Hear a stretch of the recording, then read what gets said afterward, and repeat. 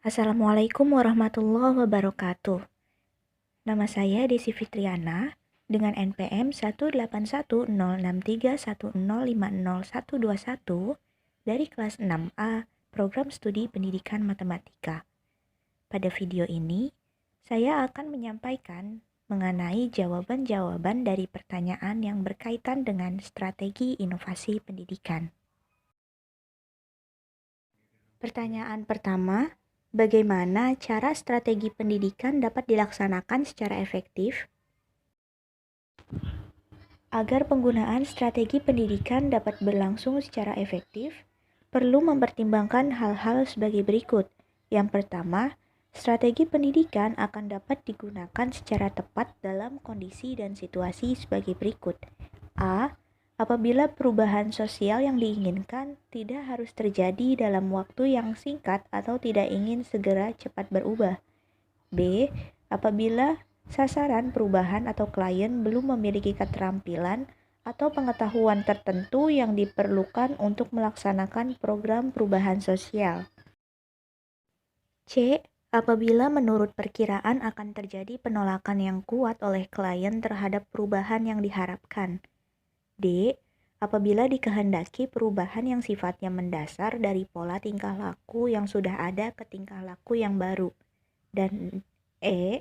Apabila alasan atau latar belakang perlunya perubahan telah diketahui dan dimengerti atas dasar sudut pandang klien sendiri, serta diperlukan adanya kontrol dari klien.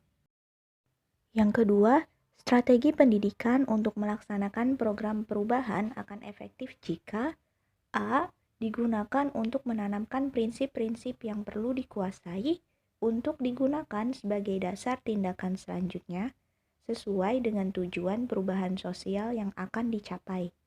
B. Disertai dengan keterlibatan berbagai pihak, misalnya dengan adanya sumbangan dana, donatur, serta berbagai penunjang yang lain. C. Digunakan untuk menjaga agar klien tidak menolak perubahan atau kembali ke keadaan sebelumnya. Dan D. Digunakan untuk menanamkan pengertian tentang hubungan antara gejala dan masalah, menyadarkan adanya masalah dan memantapkan bahwa masalah yang dihadapi dapat dipecahkan dengan adanya perubahan. Kemudian yang ketiga, strategi pendidikan akan kurang efektif jika A. Tidak tersedia sumber yang cukup untuk menunjang kegiatan pendidikan, dan B. Digunakan dengan tanpa dilengkapi dengan strategi yang lain. Kemudian pertanyaan kedua, apa saja hal-hal yang menjadi pertimbangan dalam berhasilnya penggunaan strategi bujukan? Untuk berhasilnya penggunaan strategi bujukan, perlu mempertimbangkan hal-hal sebagai berikut.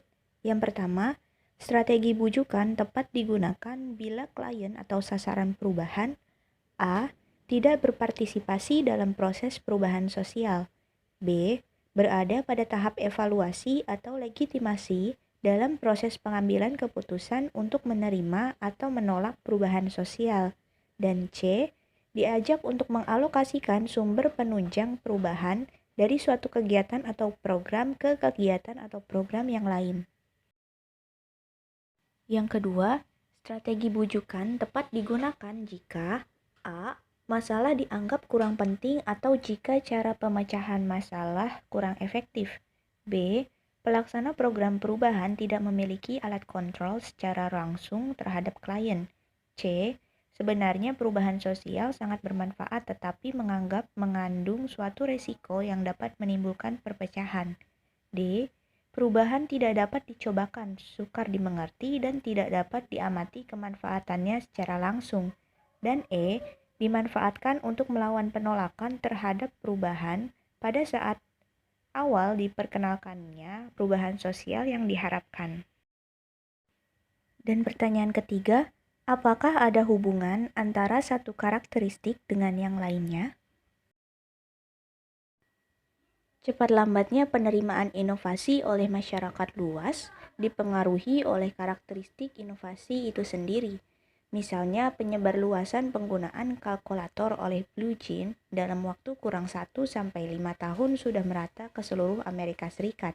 Sedangkan penggunaan tali pengaman bagi pengendara mobil baru tersebar merata setelah memakan waktu beberapa puluh tahun. Selanjutnya pertanyaan keempat, apa faktor yang menentukan efektivitas pelaksanaan program perubahan sosial? Salah satu faktor yang ikut menentukan efektivitas pelaksanaan program perubahan sosial adalah ketepatan penggunaan strategi. Tetapi, memilih strategi yang tepat bukan pekerjaan yang mudah. Sukar untuk memilih satu strategi tertentu guna mencapai tujuan atau target perubahan sosial tertentu. Karena sebenarnya berbagai macam strategi itu terletak pada suatu kontinum dari tingkat yang paling lemah atau sedikit tekanan paksaan dari luar ke arah yang paling banyak atau kuat tekanan paksaan dari luar. Dan pertanyaan kelima, karakteristik inovasi dapat mempengaruhi cepat atau lambatnya penerimaan inovasi. Menurut Everett M. Rogers tahun 93, halaman 14-16, karakteristik inovasi diantaranya adalah keunggulan relatif dan kompatibel. Kemukakan pendapat Anda mengenai perbedaan kedua karakteristik tersebut. Keuntungan relatif yaitu sejauh mana inovasi dianggap menguntungkan bagi penerimanya. Tingkat keuntungan atau kemanfaatan suatu inovasi dapat diukur berdasarkan nilai ekonominya, atau mungkin dari faktor status sosial, gengsi, kesenangan, kepuasan, atau karena mempunyai komponen yang sangat penting. Makin menguntungkan bagi penerima, makin cepat tersebarnya inovasi. Sedangkan compatible atau compatibility ialah tingkat kesesuaian inovasi dengan nilai atau values, pengalaman lalu, dan kebutuhan dari penerima. Inovasi yang tidak sesuai dengan nilai atau norma yang diyakini oleh penerima tidak akan diterima secepat inovasi yang sesuai dengan norma yang ada. Misalnya penyebar luasan penggunaan alat kontrasepsi di masyarakat yang keyakinan agamanya melarang penggunaan alat tersebut, maka tentu saja penyebar inovasi akan terhambat. Baiklah, demikian dari apa yang bisa saya sampaikan pada video kali ini. Kurang dan lebihnya mohon maaf. Terima kasih. Wassalamualaikum warahmatullahi wabarakatuh.